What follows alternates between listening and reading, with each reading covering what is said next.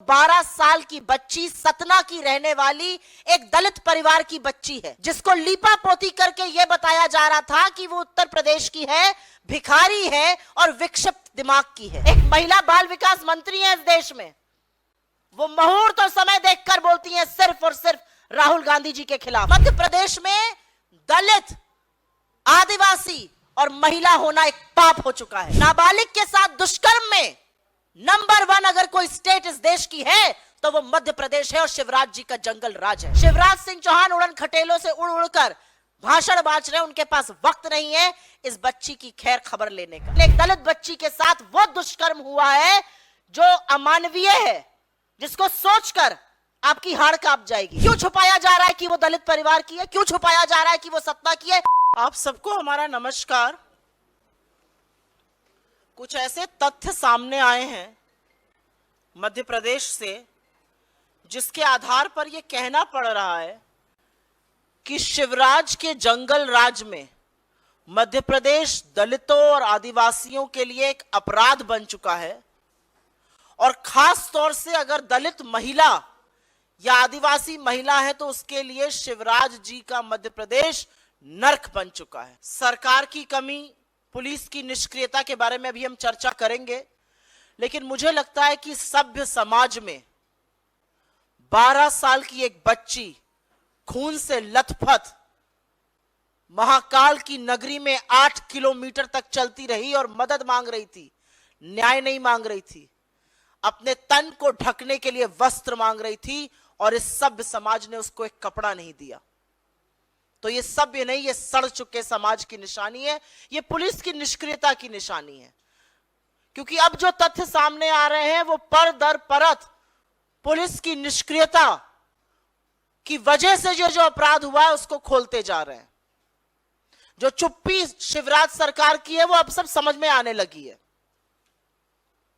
अभी थोड़ी देर पहले इंदौर के एक अस्पताल में मध्य प्रदेश के प्रभारी महासचिव श्री रणदीप सिंह सुरजेवाला जी, इंदौर के हमारे विधायक, इंदौर के जिला कांग्रेस के अध्यक्ष और महिला कांग्रेस की नेत्रियां उस बच्ची से मिली। उसकी हालत गंभीर है, वो जबरदस्त शारीरिक और मानसिक यातना और पीड़ा से जूझ रही है। उसके गुप्तांग नष्ट हो चुके हैं, उसके ऑर्गन्स का रिकंस्ट्रक्शन करना पड़ रहा है। और अब समझ में आ रहा है कि पिछले 4-5 दिन से यह षड्यंत्रकारी और रहस्यमयी चुप्पी प्रदेश के मुख्यमंत्री शिवराज सिंह चौहान की क्यों है। क्योंकि तथ्य यह सामने आ रहा है कि वो 12 साल की बच्ची सतना की रहने वाली एक दलित परिवार की बच्ची है, जिसको लीपा पोती करके यह बताया जा रहा था कि वो उत्तर प्रदेश की है, भिखारी है और विक्षिप्त दिमाग की है। वो सतना की रहने वाली है, दलित परिवार की बच्ची है, सतना स्कूल गई थी, घर नहीं लौटी। उसके परिवारजनों ने सतना की पुलिस में जाकर एफआईआर करने की कोशिश की और यहां से पुलिस की लापरवाही और पुलिस के अपराधी होने का स्वांग शुरू होता है। सतना के पुलिस स्टेशन में बोल दिया गया कि आप यहां से जाइए, खुद ढूंढिए, हम एफआईआर दर्ज अभी नहीं करेंगे।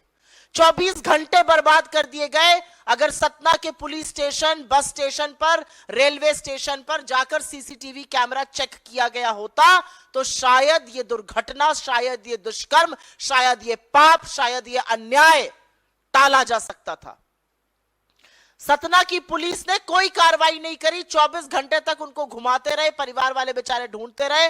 अंततोगत्वा 24 घंटे बाद एक एफआईआर दर्ज हुई।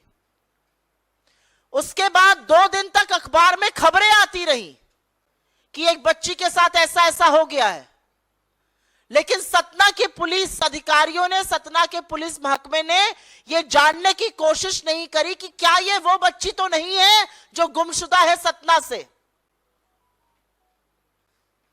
यह जानने की कोशिश नहीं हुई। आज सरकार से सवाल है, करीब 700 किलोमीटर की दूरी है सतना और उज्जैन में, 13 घंटे लगते हैं गाड़ी में सबसे अच्छे रूट से चलने में। यह बच्ची वहां कैसे आई? इसको अगवा किया गया, इसका अपहरण हुआ।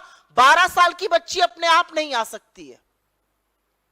तो 2 दिन तक अखबार में खबरें आती रही, इस पर कोई कार्रवाई नहीं करी गई। सतना की पुलिस पूरी तरह से निष्क्रिय रही।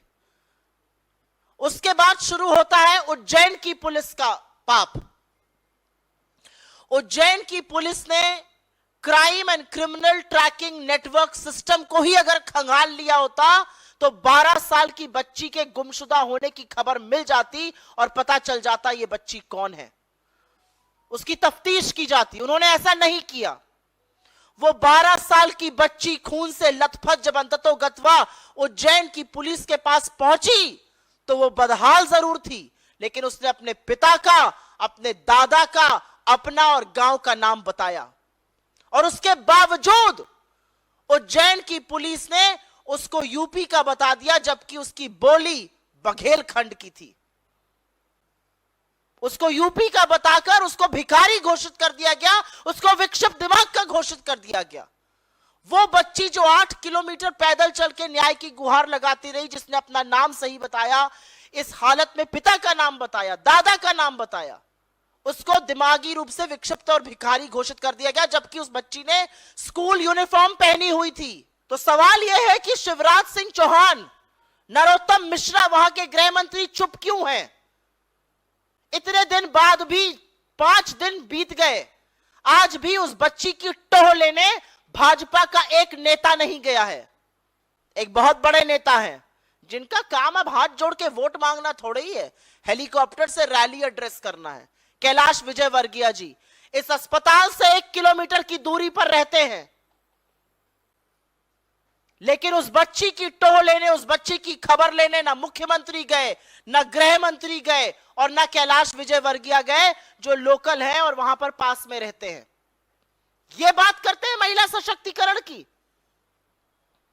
एक दलित बच्ची के साथ दुष्कर्म हुआ, उसकी लीपापोती करने की कोशिश करी गई, उसको यूपी का बताने की कोशिश करी गई, उसको भिखारी और विक्षिप्त बताने की कोशिश की गई। देश के प्रधानमंत्री के मुंह से एक शब्द नहीं निकला। बड़ा वंदन अपना करा रहे थे महिला आरक्षण बिल पास कराकर, देश के गृह मंत्री मौन है। एक महिला बाल विकास मंत्री है इस देश में, वो मुहूर्त और समय देखकर बोलती हैं सिर्फ और सिर्फ राहुल गांधी जी के खिलाफ। चुप है, महिला आयोग चुप है, एनसीपीसीआर की चुप्पी बर्दाश्त नहीं हो रही है। ये बाल संरक्षण आयोग क्यों चुप बैठा हुआ है? ये सब लोग मौन हैं, ये सब लोग चुप हैं, लेकिन एक दलित बच्ची के साथ वो दुष्कर्म हुआ है जो अमानवीय है, जिसको सोचकर आपकी हाड़ कांप जाएगी।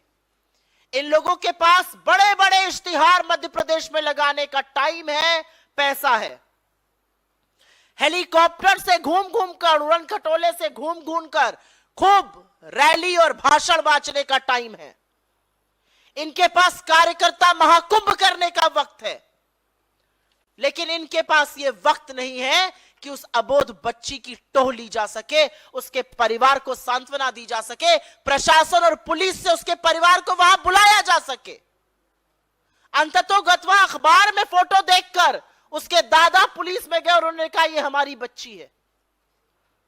क्यों छुपाया जा रहा है कि वो दलित परिवार की है? क्यों छुपाया जा रहा है कि वो सतना की है? क्यों छुपाया जा रहा है कि पुलिस की निष्क्रियता और पुलिस के चलते पुलिस और प्रशासन का फेलियर है कि उस लड़की के साथ ये हुआ? ये जो व्हाटअबाउटरी करते हैं रेप पर, इनसे बात करो इसकी तो बताएंगे किसी कांग्रेस शासित राज्य का नाम।